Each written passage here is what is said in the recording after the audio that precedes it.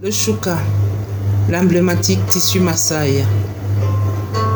Ce tissu mérite qu'on s'y attarde un peu plus. Vous l'aurez compris, c'est l'un de mes tissus préférés. J'apprécie ce tissu. Même si vous n'avez jamais entendu parler du tissu Maasai, le shuka, il y a de fortes chances que vous l'ayez vu en image. Parfois rouge avec des rayures noires, le shuka est affectueusement surnommé la couverture africaine.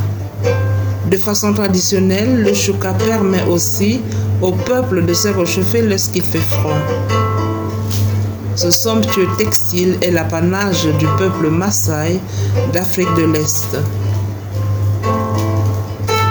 Les motifs retrouvés sur les shukas existent depuis longtemps et sont loin de s'inspirer de la culture écossaise. Toutefois, personne ne sait exactement ce qu'il signifie. Le rouge est la couleur du shuka la plus populaire chez les Maasai. Comme il symbolise le courage, la bravoure et la force, il s'agit sans aucun doute de la couleur la plus importante pour le peuple. Selon eux, elle effraie les prédateurs comme les lions, même sur de longues distances.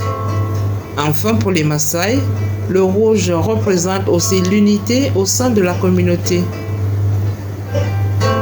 Comme autres couleurs retrouvées sur le shuka, on distingue aussi le blanc, le vert, le bleu et l'orange. Le blanc est la couleur du lait de vache. Pour les Maasai, il représente l'énergie et la pureté. Quant au vert, il fait référence aux graminées qui nourrissent le bétail. La culture Maasai symbolise donc la santé et le bien-être. En ce qui concerne le bleu, il s'agit de la couleur du ciel qui fournit la pluie.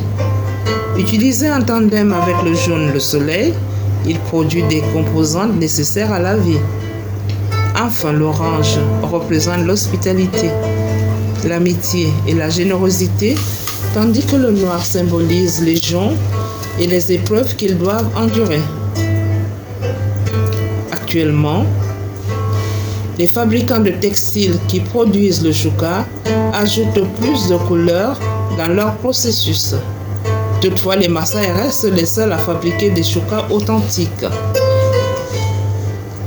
Le shuka d'aujourd'hui n'est plus seulement une tenue, c'est aussi un moyen de communication.